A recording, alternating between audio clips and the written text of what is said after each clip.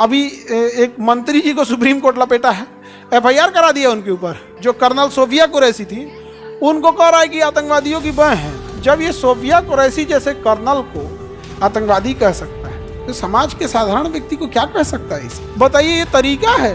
ये चोट्टा कहीं का डाइन भी 10 घर छोड़ देती है।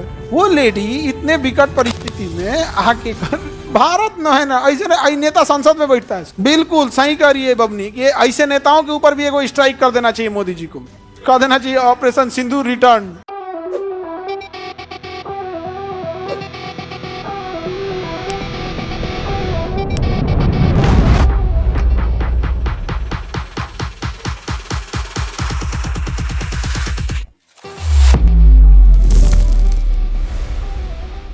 तो आर्टिकल 21 में केवल प्राण, दैहिक स्वतंत्रता और निजता का अधिकार नहीं है, बल्कि उसके सपोर्ट में अन्य अधिकार भी हैं, जैसे शुद्ध भोजन इत्यादि का अधिकार है। सैंपलिंग वाले जांच करने आते हैं, अशुद्ध भोजन रहेगा, बैन लगा देंगे। नेस्ले के मैगी में शीशा की मात्रा ज़्यादा थी, क्या लगा दिया? बैन लगा दिया।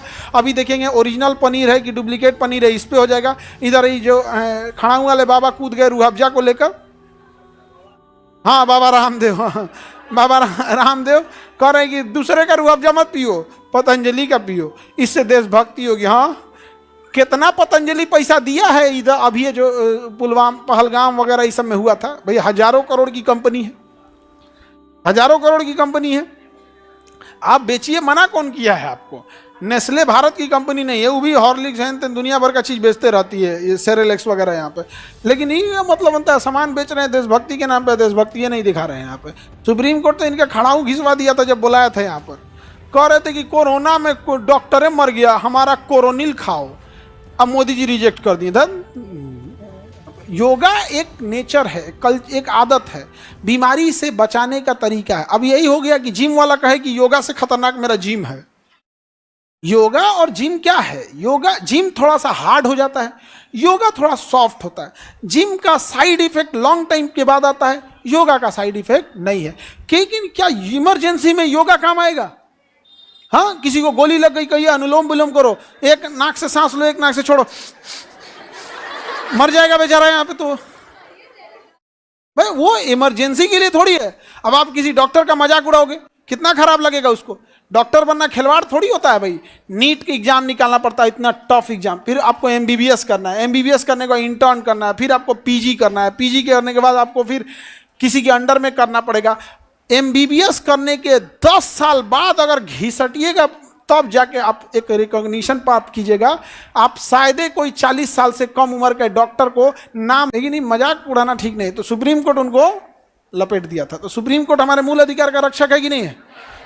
अभी एक मंत्री जी को सुप्रीम कोर्ट लपेटा है, एफआईआर करा दिया उनके ऊपर। ये सोफिया कुरैशी, जो कर्नल सोफिया कुरैशी थी, उनको कह रहा है कि आतंकवादियों की बहन। बताइए, ये तरीका है? ये चोट्टा कहीं का डाइन भी 10 घर छोड़ देती है। बताइए, इनके नज़र में तो जब ये सोफिया कुरैशी जैसे कर्नल को आतंकवादी कह सकता है तो समाज के साधारण व्यक्ति को क्या कह सकता है इसे? हाँ, इसके लिए तो आपके हमारे जैसे इंसान, इसके लिए तो कीड़े मकोड़े होंगे यहाँ पे। वो लेडी इतने विकट परिस्थिति में आके भारत न है ना, ऐसे नेता संसद में बैठता है, सब भूकंपो नहीं आता है वहाँ। बिल्कुल सही कह रही है बबनी कि ऐसे नेताओं के ऊपर भी एगो स्ट्राइक कर देना चाहिए, मोदी जी को कह देना चाहिए ऑपरेशन सिंदूर रिटर्न। रास्ता भटक गया था यहाँ पर। अलग अलग है, लेकिन ऐसा अभद्र चीजें नहीं बोलनी चाहिए, खास करके सैनिक के ऊपर। बहुत तकलीफ, जब कोई सेना जा रहा है अपना सब कुछ छोड़ के जा रहा है यहाँ पर।